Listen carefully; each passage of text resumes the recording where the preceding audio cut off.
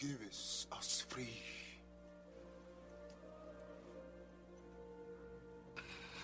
Give us free. Your Honor, please instruct the defendant that he cannot disrupt these proceedings with such outbursts. Give us free. If we are to have any semblance of order in this court, Give us free.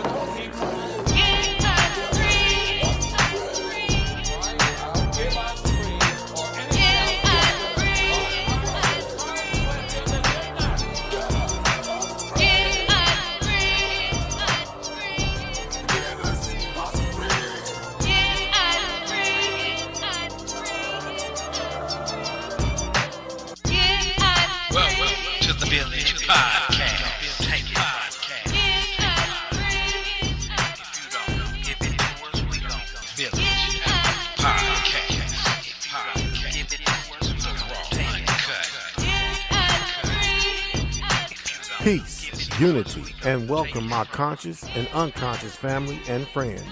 This is the all-new Black Village Community Podcast, and I am truly your host of the show, Jaycee, a.k.a. AfroBlack, dropping nothing but the raw and uncut.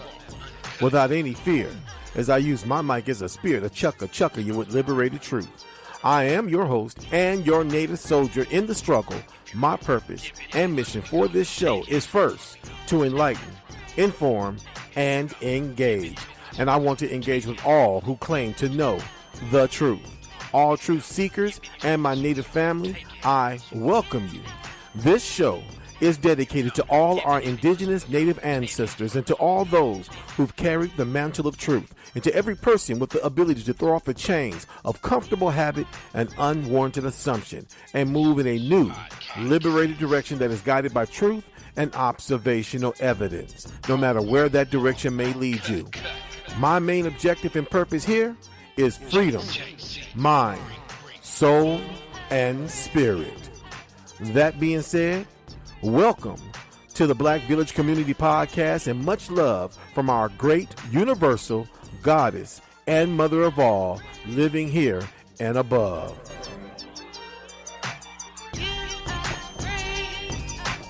AC in the house. It is a word that evokes many emotions in people. It is a wrong. Yo, Sama, play the jihad on your own time. What do you want? I will slay you now where you fucking stand, you fucking packy pants. They are African American. The victim is white. Yeah, through this century, we may have become less rudimentary in our codes of conduct, but some are still food in plenty. For the mount, some still even thinking like a tutor mentally, to the point where people are changed from who they're meant to be. It seems like loops are what we're dwelling in, as if someone's life can be determined by their melanin. Ethnicity and skin tone are irrelevant when trying to put a thought behind someone's intelligence. In some regards, society is developing. Races are more mixed with others than they've ever been. White, black, Chinese, Asian, Latin American, but still there's some with the intellect of a terrapin who think that someone's skin color indicates they're a felon and need to be locked up cause they're addicted to heroin. Or if they so much as seem Arabic, they're a Bin Laden Jr. who needs a grave to permanent. You're walking with minds narrow as corridors, just keeping thought whether you're bad-minded foreigners or just a rich person downsizing commoners. You're thinking with the same mindset as Hitler's followers, judging people by their appearance or status, trying to predict their lives by what you see in their faces. It's like stripping a work of art to its basics and trying to understand where its original trace is. So much inside, it amazes me, the type of a person to see life in black and white. Seems like we stereotype based on if you're dark or light, but the truth is that this life ain't black and white.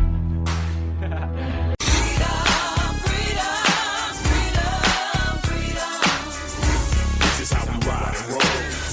Soldier for life for sure.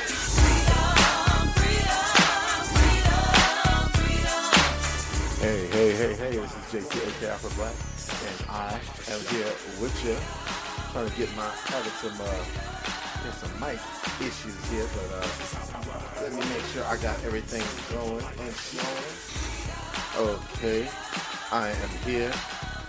Queen, are you here to join us today on today's podcast, Subject Matter Today? Are you here to join us? Mom having some mic issues connecting. Are you having mic issues? I don't think so. No, it don't. And I'm here, and I'm glad to be here. And hello, my beautiful people. Okay, I think I'm all right. I can hear myself, but it seems like all right, there. All right, that's a lot better. All right, but it's all gravy. We're here today. This is Jaycee, a.k.a. AfroBlack. I'm here with you at the Black Village Community Podcast, and today's podcast subject matter is a continuation of last week's podcast subject matter, which is, what does it mean to be black today? What does it mean to be black today? Part 2. Am I black enough for you? We're going to continue this podcast subject matter, and let me give us something a little bit more laid back to verberate to on this subject matter. My favorite, A Tribe Called Red, as I keep always in the backdrop when I'm doing something like this here. And let me also give it out to the intro to the show. That little rap intro you heard was by a UK rapper by the name of Hype Raptive. That's his name, Hype Raptive. And, I played that for the intro because due to the fact of what we're talking about, which is what does it mean to be black?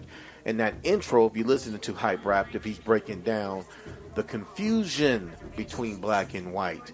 Why, what does it have to do with our podcast subject matter? Well, even though we're talking about what it means to be black, you got a lot of black folks who are confused on those issues. A lot of mixed race people are confused on what it means to be black. A lot of black people who are black who are confused on what it means to be black. And you know what? Hearing this podcast subject matter that we're talking about today, that's my perspective. They might think the same thing about me. They might think I'm confused. You feel me? So we're going to talk about the different perspectives of what does it mean to be black. And so this is a continuation. We started off last week talking about what it meant to be black from the perspective of people bringing in their different definitions, and even Africans, talking about what it is to be black to them in Africa. You feel me? Well, you got black people here in America who feel a connection to Africa, feel a deep connection to Africa. So when they talk about what it means to be black, they'll talk about the cultural aspects of Africa as well. But you got black folks here in America as well who don't feel that connection to Africa. They don't feel that type of connection. They feel a connection, but they don't feel a deep-rooted connection because they have roots here in America, like those who are indigenous and know they're indigenous to America and their perspective. And then you got those who are caught right in the middle, who don't feel a cultural connection to any designated local group or ethnic group. They just want to be American. They just want to be a part of the modern day, what it is to be a modern day educated entrepreneur or an educated black man and woman or whatever. They just want to be right there. I call them, they caught right there in the middle. So, Queen, you was with me last week when we were talking about this subject matter. Anything you want to add into what I was saying? Anything that you want to see that maybe I missed it on, talking about the different aspects of what people believe what it is to be black to them. You feel me? Go ahead. Well, I think there's multiple personal views. I think it depends a lot on their background, where they come from, the social class that they're in. So I think that has a lot to do with one's thought process of what black is to them. So basically what you're saying is a lot of times people's perspectives on what it is to be black has a lot to do with their how they were raised, or the atmosphere in which they were raised in. Right? Yeah.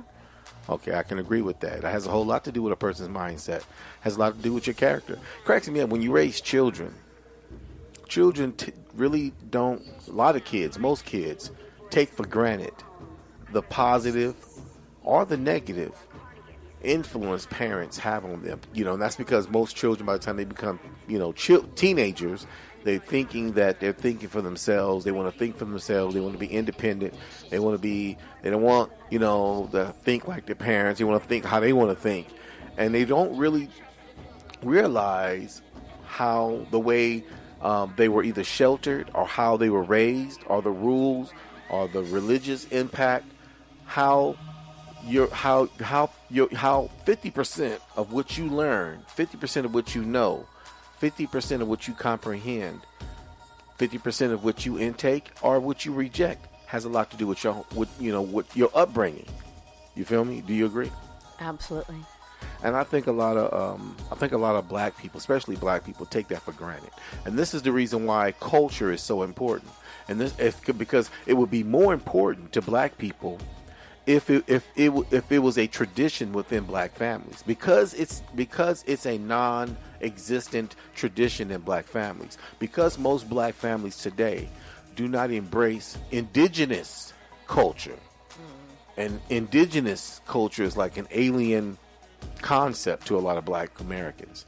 But because most black people don't embrace indigenous culture, it's not a part of the everyday black life. So that's something that we take for granted, that we don't take for granted because we don't acknowledge it, but it's something that's lacking in our community and in our family lives.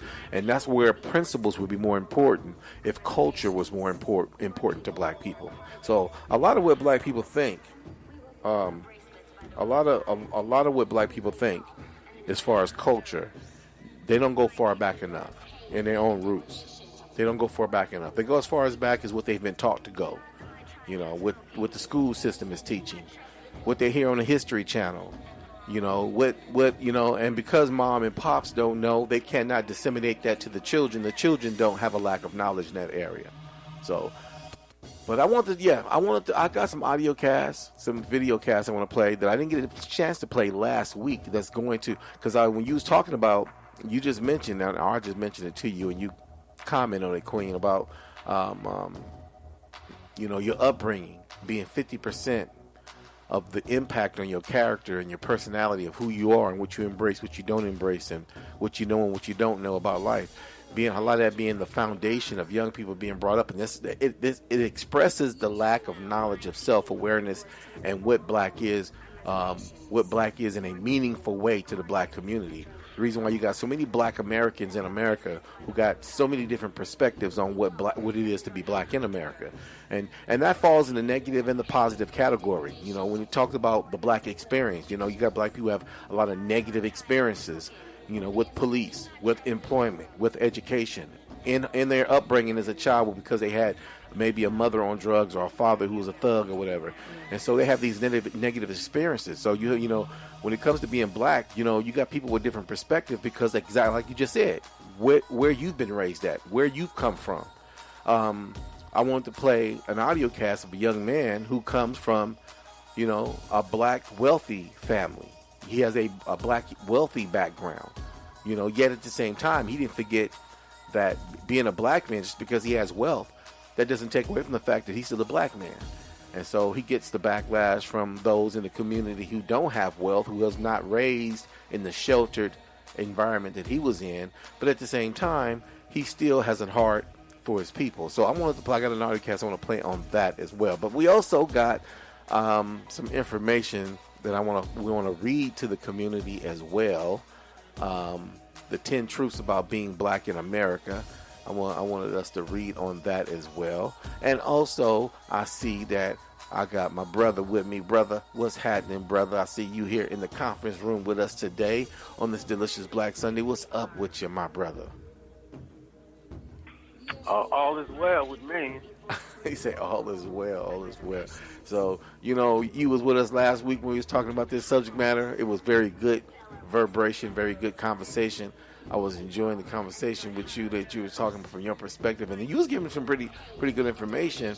And you and my sister was kind of on the same note, coming from two different perspectives, but still talking about the same thing. The lack of, when you talk about the lack of what the older generation did not pass on to the younger generation, and my sister was talking about the lack of education, because black people don't educate themselves, and that's also causes a lack of because most people think they got to go to college to get educated. Most people think they got to go to school to get educated. But when it comes to learning history and learning culture, or learning about your own history and culture, that's something you can do on your own. It does not take going to college. And matter of fact, actually, college in a lot of ways narrow your perspective. You have to have a wide perspective. You're going to have to venture outside college, even if you was to go to college. Am I wrong, Queen? Not at all. So on that note, Brother Currington, I'm glad you're here. You know, get your perspective on things, my brother. So, Queen, let's read the 10 truths about being black in America. All right, this is an article by Leron what's his last name? Barton. It says, I talk and write about race a lot. It permeates every facet of my life. I cannot escape being black, even if I wanted to. I have always been race conscious, known who I am and where I stand in the world. However, everything changed for me during the Trayvon Martin trial. I saw not only how much vocal support George Zimmerman received from people, but also how much money he was donated to protect a child killer. From that moment on, my world was shaken, and I became almost hypersensitive towards race. From reading literary greats such as Toni Morrison and James Baldwin to present-day brilliant sociologists like Cornel West and Dr. Tommy Curry, I have learned quite a bit about race in America. Along with my personal experiences as a 37-year-old black man in America, I wanted to share with you 10 unfortunate but true lessons I have learned being black. First lesson, please, which is respectability. Politics will not save us. And it goes like Queen, how it go? It says, there is an unfortunate belief in the black community that if you dress a certain way, i.e., wear a suit instead of baggy jeans, a V-neck sweater instead of a hoodie, and a collared shirt with a tie instead of a t-shirt, you will be immune from racism. This is rooted in a belief called respectability politics, or look at us, we are normal law-abiding citizens just like you white people. Attorney and best-selling author Lawrence Otis Graham famously dressed his kids preppy to protect them from racism, but they were still called nigger. A black man in a suit is looked at the same as a black man in a hoodie, a threat. Eric Garner is just as dead as Martin Luther King Jr. Speaking of MLK. Number 2, MLK is dead. In many of her essays on race, Dr. Stacey Patton brilliantly remarks white America has a necrophilia-type relationship with Martin Luther King Jr. Today, America loves to laud MLK and promote his message of togetherness and unity, especially in light of the nationwide responses to and protests to police terrorism. However, when King was alive, he was looked at differently. In 1966, 2 years before MLK was killed, a Gallup poll showed that 66% of America viewed him unfavorably. This is a stark contrast to many whites telling blacks who want justice behind the murders of Freddie Gray and Mike Brown to be like MLK and forgive and love everyone. Number 3, the sound of the police. Being pulled over by a police officer while driving is an unfortunate fact of life for a black person. If you are driving, it is inevitable. You can be the absolute best driver, traveling at the correct speeds, using the turn signals properly, and stopping at the stop signal perfectly. However, if you are DWB, driving while black, you are susceptible to the flashing lights in the rear view mirror. I've been stopped by police so many times, I no longer question if it is my mediocre driving skills. I know why I'm being stopped. It is what it is. Number 4, being the spokesperson for all black people. This is also a regular occurrence in my life. Whenever I am in a work meeting, attend a social event, or any gathering of large amounts of people, I am usually one of a few, if not the only black person in the room. It is something that I have gotten used to. With that usually being the case, many whites also feel that I am the go-to black person, or black representative, when they are curious about African American culture and stereotypes. You would not believe the asinine questions I get asked. It would boggle your mind. I just politely remind them that all Negroes are not the same. We don't all act like the Lion family from Empire. We are not a homogenous bunch. Speaking of that. Number 5. Black people are not homogenous. When I was younger, I used to think that all black people were aligned together against issues like racism, gender, discrimination, and police terrorism. But that has been disproven. For every Cornel West and Jesse Williams who address racism and justice for all, there is a Herman Cain and Dr. Ben Carson pushing respectability politics, sidestepping racism as if it does not exist. They espouse rugged individualism, a term my father taught me that means only doing for self and not your people. Some black people don't have the interests in talking and discussing racism or talking about police brutality. But some don't even believe it is a problem. Case in point, a discussion I had with a fellow African American. He and I talked about the murder of Eric Garner. I said the police had no right to kill an unarmed man that was not doing anything. He says, well, he shouldn't have resisted. I replied, Garner was not resisting. My then friend followed up with, well, police never mess with me. I don't give them a reason. I was shocked and just shook my head. Number 6, the purse clutch. Every black man has experienced this. You are walking down the street, minding your own business, engrossed in your Beats by Dre headphones, and see a white woman walking near. You smile, not wanting to be looked at as a confrontational or scary black person, but to her you are anyway, and she does the purse clutch. Sounds like a dance, right? But the purse clutch. This is when a white woman grabs her purse in fear that you're going to snatch it from her hands. I have had this happen to me since I was very young. I've seen women clutch their purse on the street as I walked by, the movie theater as I passed through the aisle, and the elevator when I get in. It's as if some believe black men are all robbers or thieves. I even experienced this with a suit on. As I said in truth number 1, it does not matter what you wear, you are still black. Nowadays, I cross the street if I can, or if I am in an elevator, I move to the far opposite side. I want to avoid that experience because every time it happens, a piece of my heart breaks. Number 7. Am I a fetish? I have this conversation ever so often with friends who are in interracial relationships. We wonder, is this person with me because they like me or because I represent some kind of fantasy or fetish for them? I have been on dates with white women and have been told I always wanted to know what it was like to be with a brother. Comments like those, and once you go black, you never go back, or does he have a BBC? Use your imagination. Have come up among my friends and I. So a person being sexually desired because of the race is not far-fetched. Number 8. I always feel like somebody's watching me. I want to comment on some of these things that you were reading about. I mean, some of these things that you're mentioning are like really common. I mean, from the purse clutch, from white women clutching their purse, to feeling like you're being watched. The MLK thing. I mean, I'm like, wow.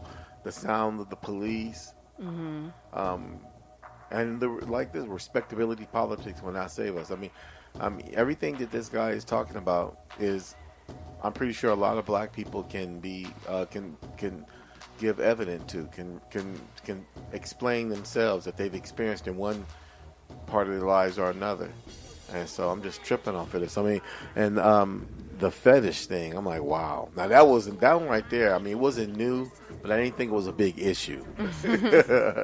So a lot more common than you thought about it, huh? Yeah. So go ahead, Queen, please finish. And number 8, I always feel like somebody's watching me. I cannot count how many times I am shopping in a department, electronic, and even convenience stores, and I am slyly or blatantly followed by a store employee. I could be browsing suits to buy, looking for an iPhone 6, or even a case of Midnight Munchies. If I turn around, there is an employee hanging out or fixing the merchandise, just in case I have a question. The most infamous time was when I had just moved to San Diego and went grocery shopping. I was putting items in my grocery basket. A store clerk came right up to me and said, "Yeah, that's right. I am following you. I think you have been stealing." That was my first and last time ever in that grocery store. Number 9, just because someone is LGBTQ, that doesn't mean they are not racist. Wow. Go ahead, read that one. When I moved to San Francisco, I thought it was a liberal bastion. I heard the city was progressive, that everyone is accepting of everything, and home to a large LGBTQ population. And since the LGBTQ community has been historically discriminated against, I thought they couldn't possibly be racist. Wrong. So wrong. Many of my gay friends who are not white tell me stories of discrimination and racism in their own community. From barring entry into many gay nightclubs and bars, being reduced to racial sexual stereotypes, see number 7, and an indifference to the Black and Latino plight. A friend of mine summed it up by saying, just because men sleep with other men and women sleep with other women, that doesn't mean they don't practice racism/white supremacy. Wow. And that leads me to number 10. The last one. Anti-blackness in black communities. I define anti-blackness as disdain and distancing yourself from anything that can be considered black. This belief is held throughout the world. The darker the person, the more discrimination he or she faces. Unfortunately, this also pops up in black communities, such as Puerto Rican, Dominican, Cuban, and Brazilian, as many will deny their African roots. What many don't understand is that during the transatlantic slave trade, many boats carrying black slaves went to other places besides the United States, Puerto Rico, Dominican Republic, Cuba, and Brazil. Also, I have seen anti-blackness manifest in many African communities in the United States. Some African immigrants will try and distance themselves from American-born blacks, saying that we are lazy, criminals, and have no morals. I worked with a guy from Kenya that when asked about his ethnicity, he would immediately say, "I am not African American, I am African. I am not like them in America." Darn, even some black folks in Africa don't want to be considered black. These are just a handful of examples that black people face every single day. My purpose for writing this piece is not to whine and cry about how hard black people have it, but to illustrate how racism impacts our lives. Every day, we have to maneuver around racism. There is not one moment of time when we can forget we are black. Wow. I like that. That was a good piece. That was a good piece there. And I want to really comment on this last portion of the article, number 10, anti-blackness in the black communities. But before I do that, let me unmute some in the conference room. Brother Curtin, did you hear what my queen was saying? Was she read off? Yes, I did hear what she read off. And that is so true about what he said, what he wrote. What parts you want to comment on that stuck with you? What was number 10 again? Go ahead and read that with the Queen. Anti-blackness in the black communities. And he broke, to give you a little bit of what he was saying, I define anti-blackness as disdain and distancing yourself from anything that can be considered black. This belief is held throughout the world in every ethnicity. The darker the person, more discrimination he or she faces. Unfortunately, there's also pop-ups in black communities such as Puerto Rican, Dominican, Cuban, and Brazilian, as many will deny their African roots. What many don't understand is that during the transatlantic slave trade, many boats carrying black slaves went to other parts of the United States, Puerto Rico, Dominican Republic, Cuba, and Brazil. Also, I've seen anti-blackness manifest in many African communities in the United States. Some African immigrants will try to distance themselves from American-born blacks, saying that we are lazy, criminals, have no morals. I worked with a guy from Kenya that when I asked about his ethnicity, he would immediately say, I am not African American. I am African. I am not like them in America. Darn, even some black folks in Africa don't want to be considered black. Now, I thought this right here, like you say, what caught your attention, number 10 is what caught my attention. Number 9 caught my attention as well, part 9 as well. We're talking about the LGBTQ community, how the white supremacy and racism within, and that doesn't surprise me at all because white supremacy come in many forms, and most people think that, you know, in the LGBT community that, you know, white people, you know, there's no white supremacy, there's no racism, that everybody's just free, everybody's just loving everybody, and that's not true because all isms affect everybody. Doesn't matter if you're female, doesn't matter if you're black or white, doesn't matter. You know, bigotry and racism affect people. But we all know that bigotry and racism through patriarchy was rooted and born in the European community. In the European, it's just throughout their European history. White racism, the subjugation of women, homophobia. It's just throughout throughout their entire history. Now, talking about the anti-blackness in the black communities, I found that very odd that he would bring that up, and I thought it was a good subject matter that he brought up because me considering myself an indigenous black man do not take away from the fact that black people are all over this planet.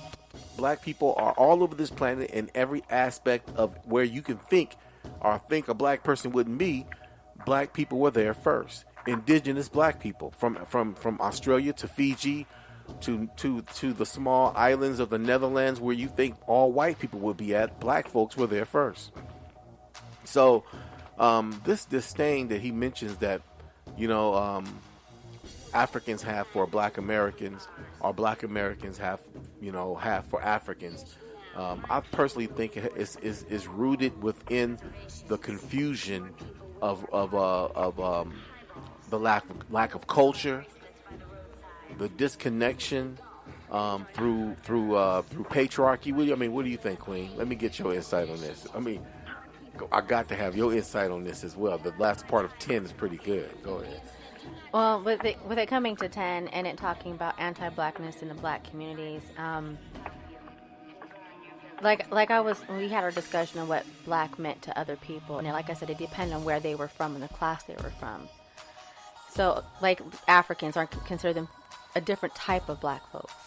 They're not black like black Americans, you know, or how even in Brazil, Brazilians call themselves, we're Brazilian, we're not black. But the thing is black has been so associated with just as a cultural thing in America that it's actually being forgotten, that it's a grouping. It's a social grouping white folks have done to all black folks nationwide. Well, I think it's forgotten because the only people who don't have a culture of their own are black people in America. We're not allowed to have a culture.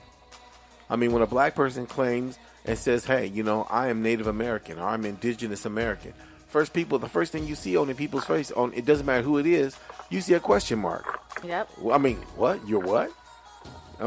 So I think the deep-rooted confusion, even and the disrespect that other people have towards black Americans, is the fact that the lack of knowledge, the lack of culture, the lack of heritage, the lack of tradition, the lack of customs that black people don't have, because black people don't want to embrace their own indigenous culture. They want to say that they're African. Africans know that black people aren't African. It's only black people in America who don't know that. Am I wrong, Queen? No. Now, somebody who like me who just made that. Can I chime in for a moment? Yeah, go ahead. Go ahead. I didn't hear you. I said, go ahead. Oh, well now, all that you said is true, but the one thing I stress is that we are this way because of our programming, because of the things that we're taught. You know, when we came out of slavery, you know, when we got together and developed stuff, we developed our own cultures then.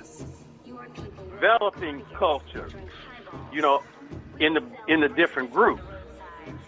But as the more we developed, the more it was destroyed.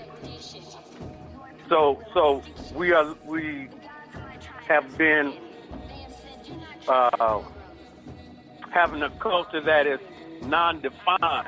You know, because you hear people say, well, this is black culture, this is black culture, that's black culture. That's because our culture, and as Sis said, you know, it's from how you've been taught. You know, that's where your culture lies.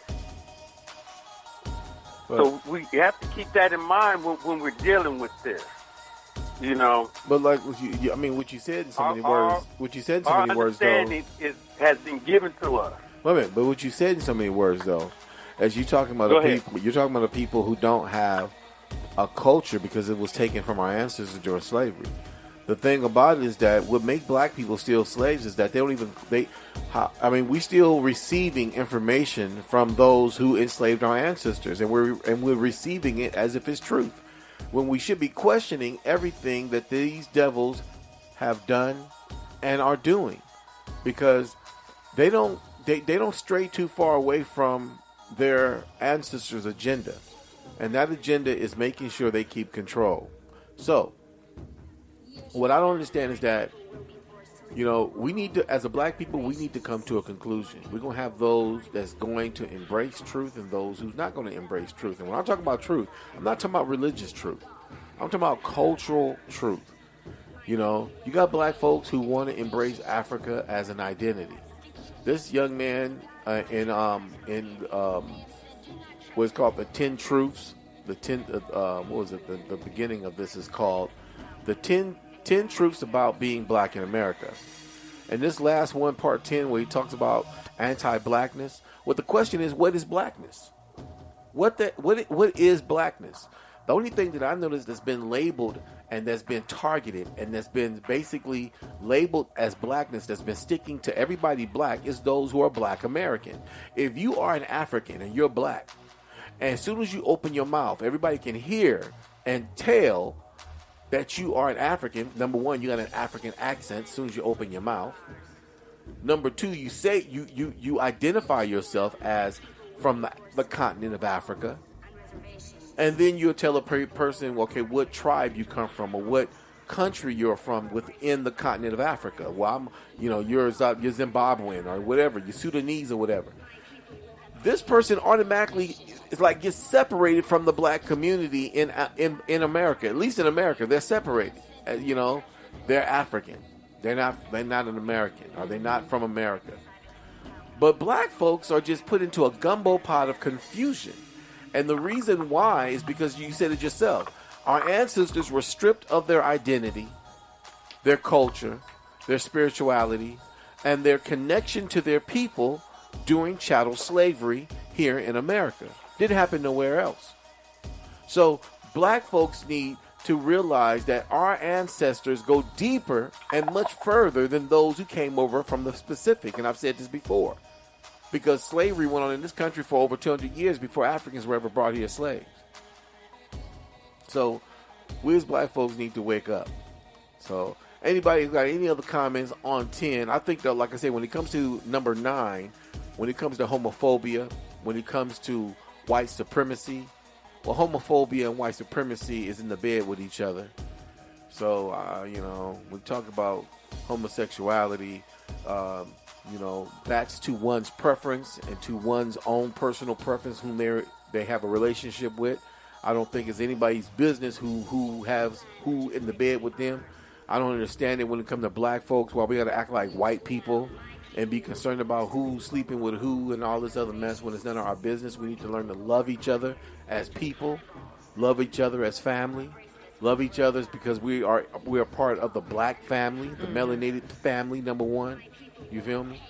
And so it didn't surprise me, you know, reading that when he said that he noticed that white supremacy is in the LGBT community. That didn't surprise me at all. So that's not a shock at all. But I got some audio casts I want to play, unless anybody want to comment any more on the 10 truths, which a lot of what this brother wrote was true. But if not, I'm going to continue on because I got an audio cast I want to play. And this audio cast I want to play speaks to the caste system here in America, which people try to act like don't exist. They rather call it a class system. Well, it's the same thing. A caste system, a class system, same thing. It's when your color is connected to your status.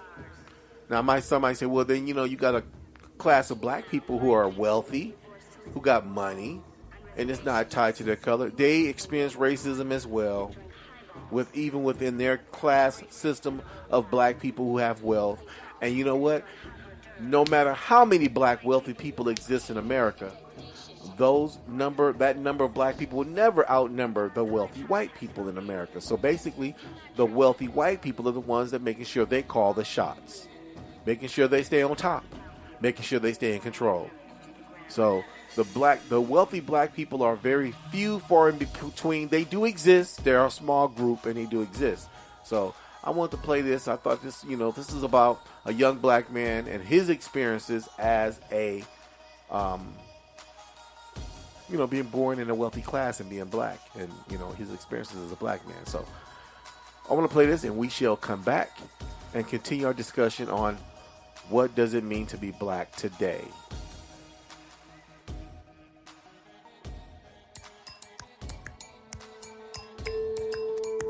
Why is your hair so good? Why is your skin so light? I'll get questions like, are you Hispanic? Are you mixed? Why wouldn't I think I was black? A lot of people off the back think I'm black. I am Dominican. Just because you're black doesn't mean you're African American. I used to identify as Caribbean American. I am African. Am I? I'm part Native American. It's always been weird trying to figure out who I am.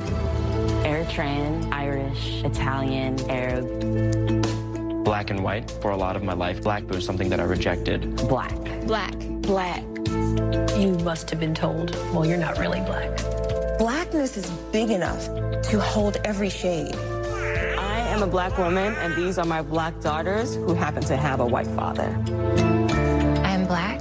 It's never been a question. It's just been as simple as a beating inside me. I am.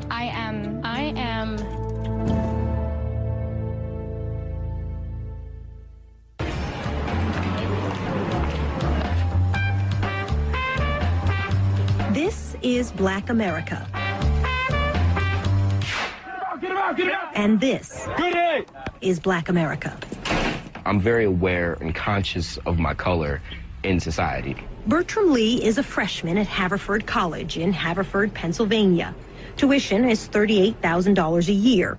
The school boasts 4 Nobel laureates, and students play croquet on manicured lawns. In a student body of nearly 1,200, there are 98 blacks. Even in this idyllic setting, Lee feels the tensions of race in America. Sometimes you wear fitted hats, you don't wear it straight like a baseball cap. And they're like, don't be offended, but are you a thug or a gangster or something? I'm like, what? I look like Carlton Banks. His grandfather was a prominent judge in Baltimore. His late father, a businessman, co-owned the Denver Nuggets. His mother is a top lobbyist on Capitol Hill. Lee says she instilled in him a love for his race. Black is beautiful, man. Black is beautiful. People don't say that enough. Bertram Lee is black and affluent in America. He says that means he straddles two worlds and two sets of expectations.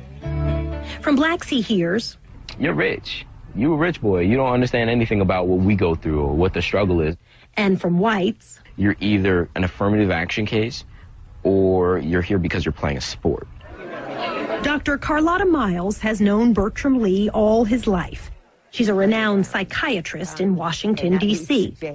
Do you think most Americans have no clue that privileged, wealthy, well-connected black people exist in decent-sized numbers? We're invisible. Why? Because we don't match the stereotype. The stereotype for black Americans is poverty, failure, victimization, and mediocrity. These are great. Dr. Miles, a mother of three, emphasizes success in her home with a family hall of fame. The hall is covered with photographs dating back to the 1850s. That's my dad and his colleagues. These are all doctors. And that's Grandpa Henry. Basically made a fortune before the Civil War. This is my beloved grandmother. These people all had graduate degrees at the time when most people didn't have a college degree. Achievements made despite the racism that existed then and now.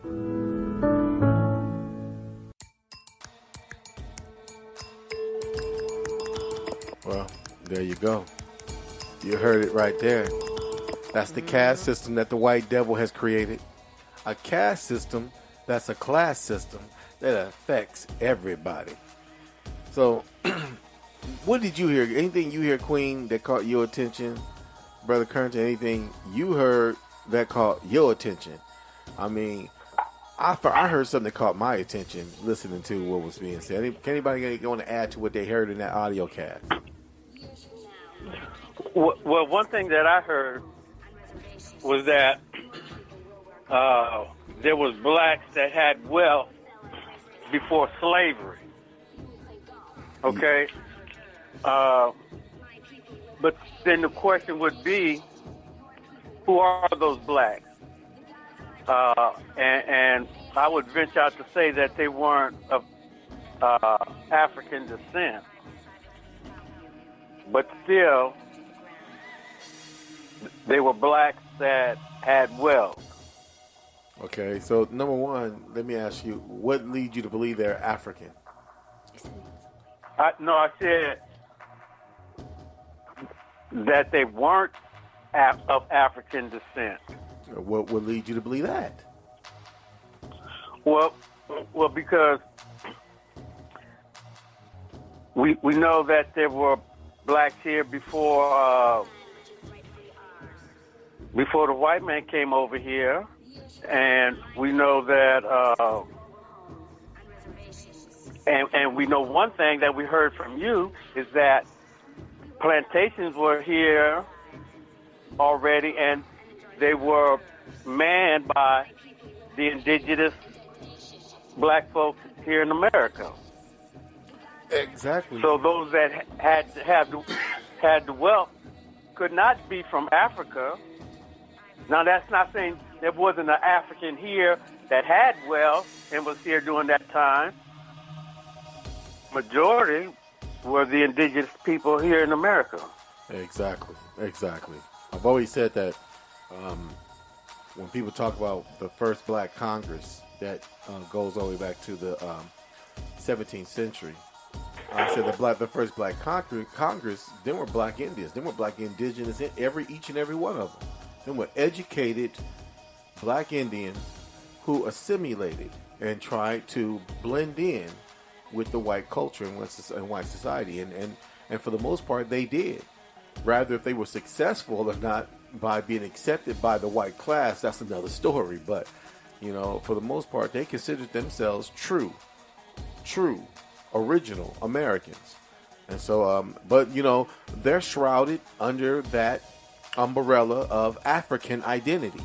And most people, talk about their story, talk about, the first few black congressmen and talk about them as if they were of African descent. So, again, black people denying their indigenous culture and their indigenous history and allowing the white man to retell the story. So it's going to take us. It's going to take strong black women, strong indigenous black women to recorrect what these white devils have perpetuated to a degree that people have accepted the narrative of what they are proclaiming and telling of our history and our identity and our culture. So that we have to change that. So anything you want to add, Queen? Well, what caught my attention is how this young man, he grew growing up affluential, coming from a family that had wealth, and being black, he got flack from both sides. From the black community in the poorer neighborhoods or anyone who didn't have the money. Oh, you're rich. You don't understand where we're coming from. And from the white folks treating him as if he's not rich, as if he came in through just from a scholarship. So he couldn't possibly be rich because he's black. Exactly. So this young man has to deal with stereotypes from both sides, and not having actual communication, saying this is me, this is where I'm from, this is what I know. Yeah. There you go. You pointed out something that was very prevalent. I mean, him being caught in the middle. He can't help the fact that he was born in a family that was wealthy. Mm-hmm. That was not his fault that he was born in a family with wealth. So his the racism that he struggles with is maybe on a different level than what poor black Americans struggle with. Well, yeah, because he even talks about how the people at the school he go to, look, a school of I think they said 1,200 students, only 98 are black. Yeah. And so they get in from the left or to the right. He can't even wear his hat sideways without being called a thug. Exactly. So. I mean, but white kids wear their hats sideways, backwards, upside. It doesn't matter, inside out, and they don't get looked at or talked about any different.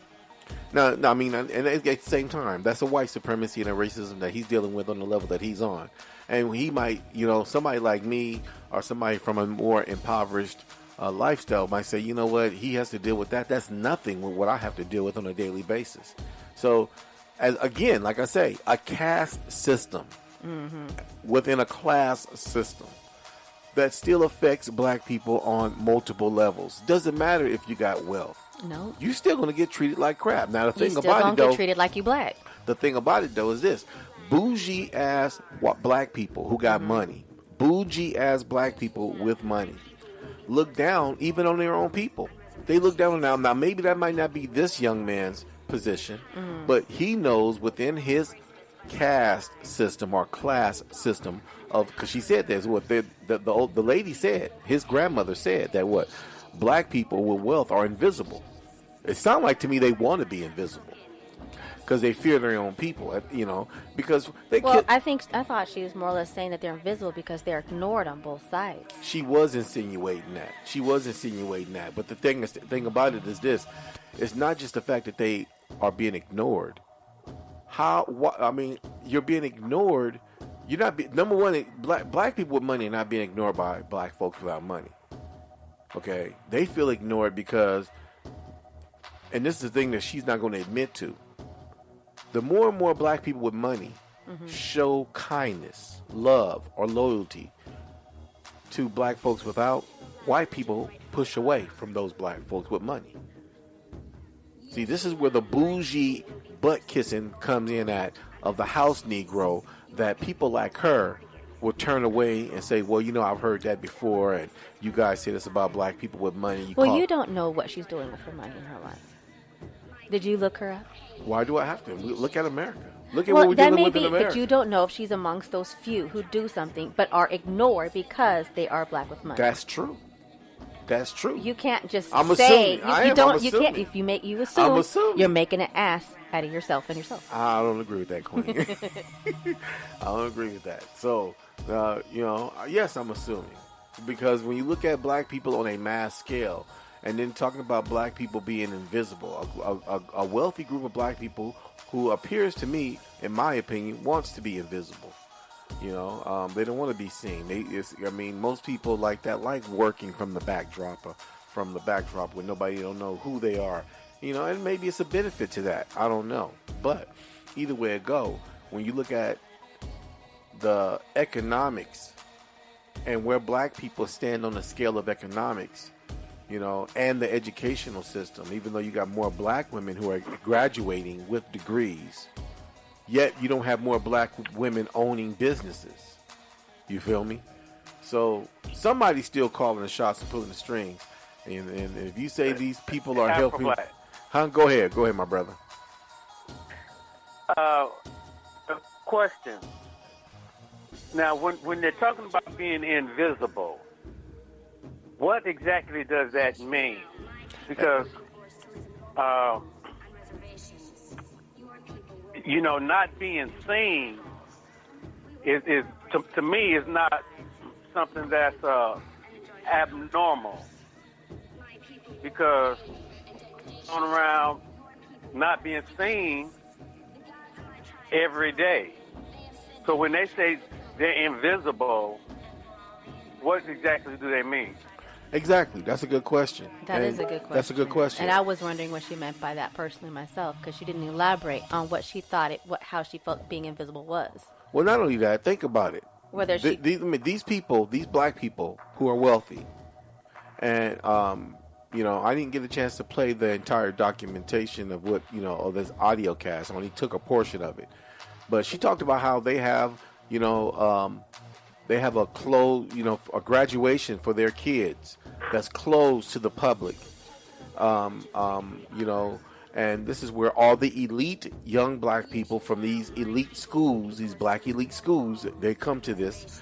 But, you know, it's not, I mean, the question is, obviously there's a group of black people that exist in America that are very wealthy, that have money, okay? Mm-hmm. That's wonderful. That's a beautiful thing. I'm happy for them. The thing about it, though, is that, you know, my wife say, how do you know what they're doing? That's true. But obviously what they're doing is not big enough impact that everybody in the black community, because there's a black community in every major city in the U.S., and it's not enough that it's impacting the black community that it's waking black people up, because I haven't seen it, so I don't know. Doesn't appear to me that they're doing anything. So, but at the same time, the question is, what does it mean to be black? Obviously, to wealthy people, that's their concept of what it means to be black is what they're dealing with, and what it is to those who are in the LGBT community, they're dealing with the impact of what it is to be black for them. So go ahead, my brother.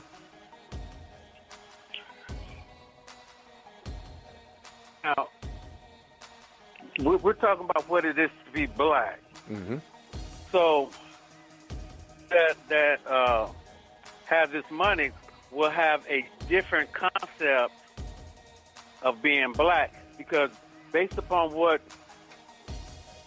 the lady said in the clip,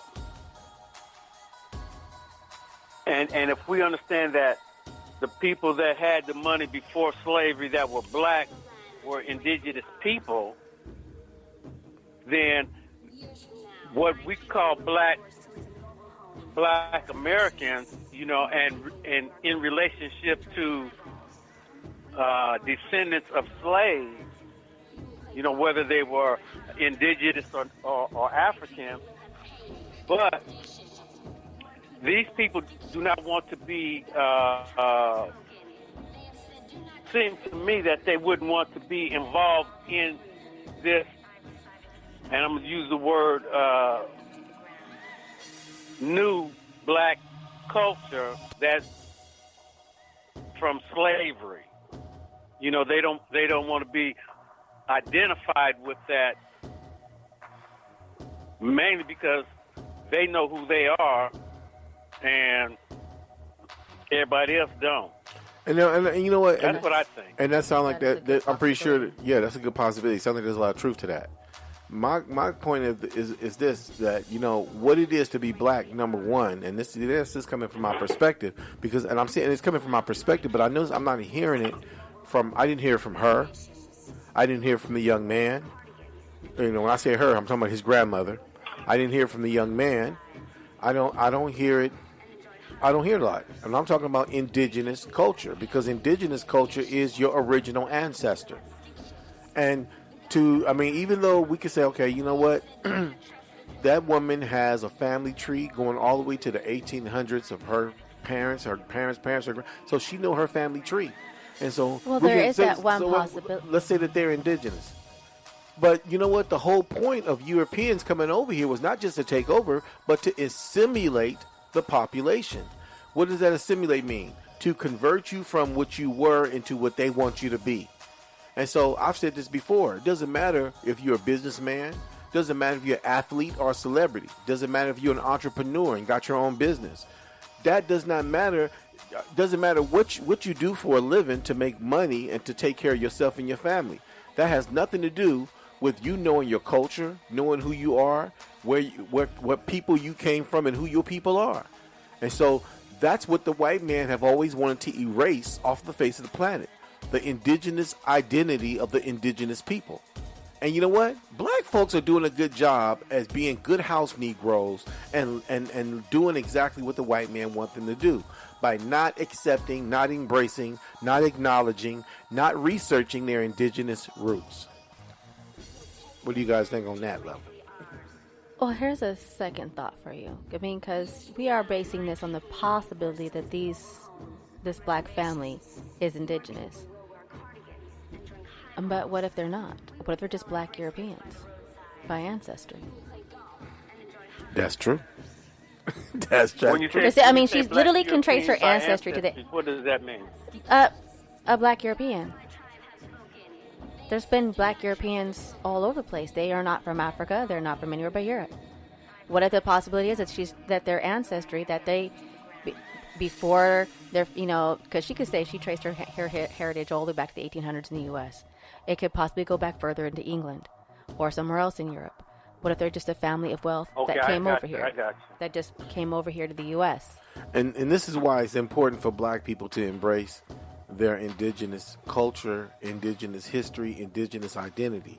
Because you don't see white folks hiding. Italians stand up and say they're proud to be an Italian. A Portuguese will say he's proud to be a Portuguese. The only people I know that hide are people who got something that they're trying to hide. And if you're trying to hide something, then there has to be either a good reason or not so good reason to be hiding your identity. So, black people with wealth are not doing black folks a service at all. Actually, in my opinion, black people with wealth are continuing the white European agenda of erasing indigenous identity, culture, and heritage from our people, and that's something we must not allow, and we must not accept. So that's just my opinion. So on that note, and my show is not forever. I did have another audio cast I wanted to play in reference to what we were talking about here, what it means to be black, and this was coming from the biracial perspective. I really would like to play this clip. All right, and the reason why is coming from the fact that I have a wife who's biracial. I like to hear her perspective on this. So I'm gonna play this, and we shall return. And then we got to end the show. Can't be on the air forever. So let me play this right quick, and we should continue our discussion on what does it mean to be black today. Am I black enough for you?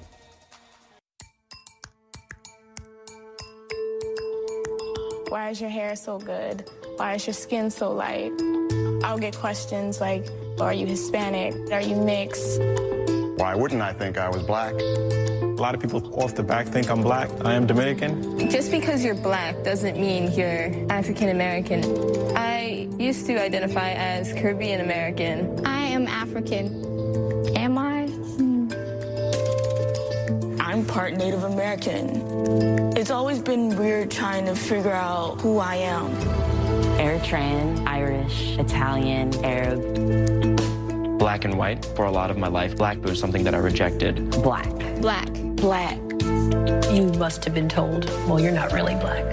Blackness is big enough to hold every shade. I am a black woman, and these are my black daughters who happen to have a white father. I'm black. It's never been a question. It's just been as simple as a beating inside me. I am. I am. I am.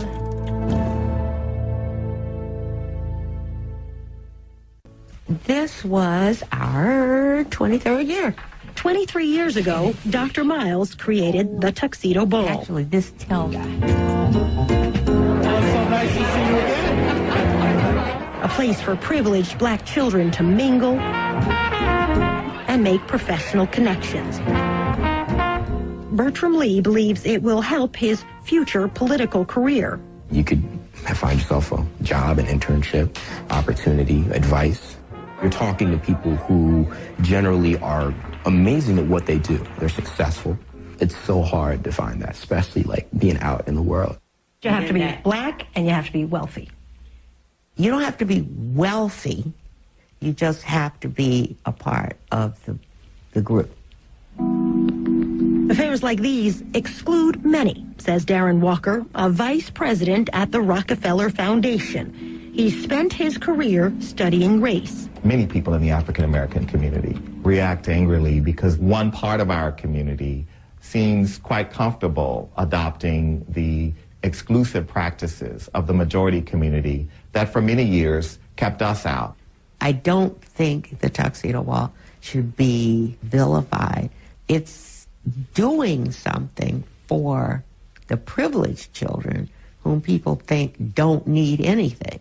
What they see is exclusion. What they see is elitism. Most of us are tremendously active doing things for needy children as well. That afternoon before the gala, there are several black cultures. A day of seminars. If I don't believe in myself, how can I convince you to be my girlfriend? How could I convince you to give me a job? Get your report together. Leadership comes from... In a seminar called Pathways to Leadership, Bertram Lee spoke about his elite New England high school. We'd had many issues with diversity. One of my teachers in my class actually called me a nigger in class. He said, Ma, there was an incident. One of the teachers used the N-word in the classroom.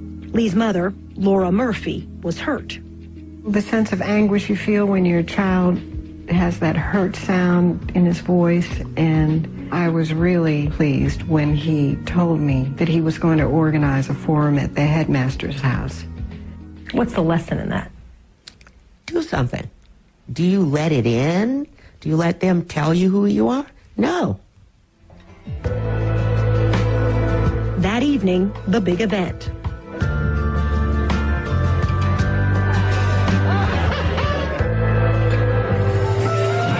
It's a magical night with historic precedents. From W.E.B. Du Bois at the 1910 Midwinter Assembly to Carlotta Buffy Gordon, now known as Dr. Miles. Affluent blacks have been passing on the legacy of success for well over 100 years. What the tuxedo ball reminds me personally is that you cannot settle for mediocrity. We mobilize our kids to go out and make a difference. My idea of blackness may not be what society says or what other people say blackness is. I can't help that I was born in the place that I was born in. I can only hope to make the world a better place from that.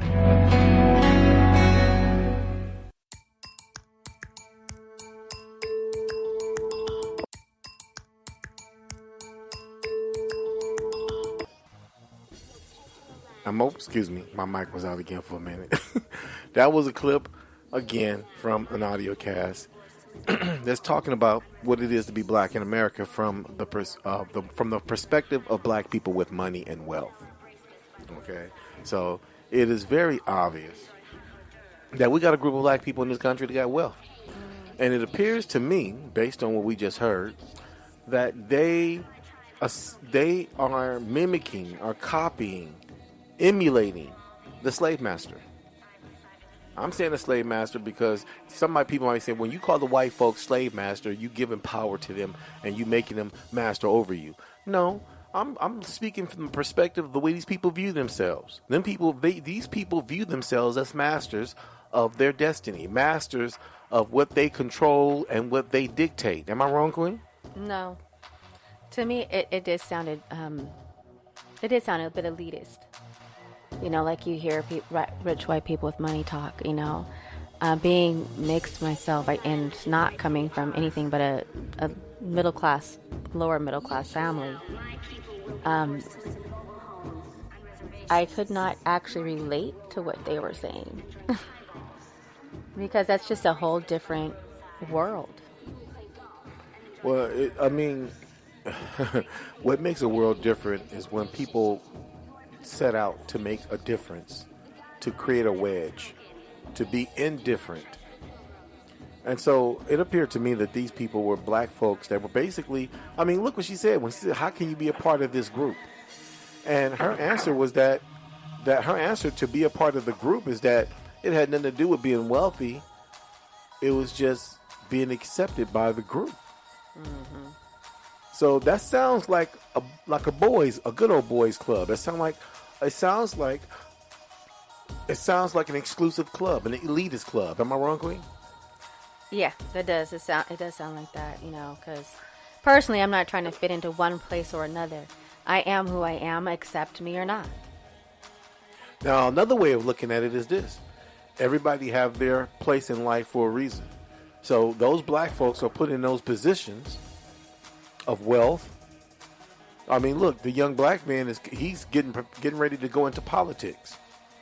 So it appears to me that maybe another way of looking at the situation of black people with wealth is that they put in those positions for a reason. Mm-hmm. And they put in those positions and maybe they are working on our behalf. I don't know. You know, so not to be in opposition against them, because I don't know what they do and why they do what they do and why they've been given the position that they've been given. But the question is that obviously this young black man who has wealth sees the fact that he has to deal with white supremacy and racism even in the class status that he's in. And he mentioned that about what he's dealing with. If you're half black, if you're fully black, whatever nationality you actually are, you don't know, just qualify as being black, whatever black is, you're going to face those things. They'll just be done differently. And some not done any differently. It depends on the viewpoint of the racist and how they talk to you. That's true. That's true. So, I meant to play the segment that talked about the biracial struggles that black people are dealing with, those from the biracial perspective, but I ended up playing the continuation of the young brother. You know, the young brother who's come from a wealthy family. And so, but again, my position on this being black is you don't know what it is to be black. You can't even encompass a true concept of what it is to be black if you don't know where you came from. And black people have to know where they came from. You know, we've been given this African identity. The question is, were there people here already before Africans were brought here? Was African slavery going on in this country before Africans were brought here? And what happened to those groups of people who were here before Africans were brought here? And were they enslaved? Were they the first slaves? And if they were the first slaves, when they brought African slaves here, did they set those indigenous slaves free? No, they didn't. No, they didn't. So, again, black people need to embrace and search out who they are instead of being a nice little obedient slave like that, you know, that's been going from generation to generation of black people being told who they are by white people, or being told who they are by a system that was set up by white people. And so, you know, that's my perspective. That's being black. That, in my opinion, that's being black. So, Queen, your perspective on what it is to be black before we head up out of here, and then I want to hear Brother Currington's perspective if he want to comment on what he heard, or his perspective on what it is to be black, because we gotta go, you know. Well, in my opinion, being black is from what I've known it to be unifying as a people, uplifting each other, gravitating to, for all black folks to be acknowledging and accepting of one another, to continually teach each other and to help uplift each other, not the condemnation that white folks want us to do with ourselves. Not as we walk up that ladder, that money ladder that this society is based on, that we stop holding hands with our brothers and sisters. We keep grasp of them and help pull them up with us. That's what black is to me. It's a family unit outside our home that makes the community stronger. Sounds good to me. Brother Currington, your perspective before we get up out of here, my brother, your perspective on what it is to be black in your concept. Well, you know, I've never really thought of my perspective of what it is to be black.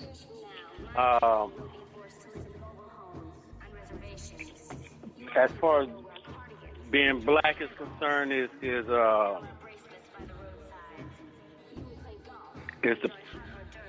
the person that is melanated. You know, it doesn't matter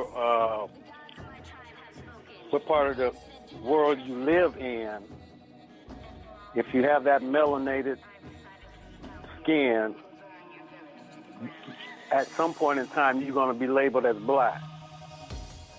Now, how someone would understand being called black, what their understanding of that is, you know, could be different. Because like you say, Africans don't want to be black in relationship to black Americans, you know, and most of the time when somebody is talking about the term black, it's really in relationship to black Americans. I mean, well, in 2017, it's been broadened, but the basic concept is on the black American. Sounds good to me, my brother. Sounds good to me. You broke it down. So to you, being black is accepting the fact that all people of melanation are black. Yeah. I feel you. I'm not sure if I'm going to continue this into our next Sunday or not. I'm not sure if I'm going to do that or not. I might just come out with another podcast subject matter, but this one was a very good one. I enjoyed verbating on this with my family. I enjoyed talking on this subject matter with my queen and my brother here, and I hope that we have opened up other people's minds to what it is really to be, what it means to be black. I mean, true enough, being black is our experiences as people, because we've been targeted and labeled different. Different from what? Different from the white perspective, because it's the white people who are calling the shots. You know, they want to deny that and say that, oh, you know, we live in a multicultural society. But you know what? According to author, writer, lecturer, speaker Tim Weiss, who did a lecture on what is called white privilege. Well, white people, even poor white people, have a privilege that poor black people don't have. The police is a prime example of that. To a black man, a white man get into a fight, they automatically jump to the white man's perspective as if he's being the one that's being pitted or mistreated or being abused in some way by this black man. So being black, like he said, even Brother Currington, being black, being a melanated person, just push you in that black category, regardless of what country you come from. But it's us here in black America, in North America, that needs to wake up. We need to wake up. We're the only people in a country called America that is confused on many aspects of what it is to be black, even in America. And so it's time for us to wake up, people. But I will be back. I will be black next Black Delicious Sunday, dropping nothing but the raw and uncut here on the Black Village Community Podcast. And you can chime in. It won't cost you a dime, just a bit of your conscious time to chime in at 855-445 855-445-9340. You can also chime in at 857-232-0155, and you need the conference key to join us here in the conference room of truth, which is 947595. Again, that's 947595. And so we will be back here next Delicious Black Sunday at 3 Pacific Standard Time from 3 to 4. Join us here at the Black Village Community Podcast. And so I will end my show like I did last week, playing the UK rapper by the name of Hype Raptive. His name is Hype Raptive. And so I'm going to end my show playing his music, and I'll be back. As always, I love chicken, love peace and chicken grease. As always, I gotta go. So much inside, it amazes me the type of a person to see life in black and white. Seems like we stereotype based on if you're dark or light, but the truth is that this life ain't black and white. I mean, why bother to use your brain? It's like trying to ride a bike when you could just use the train.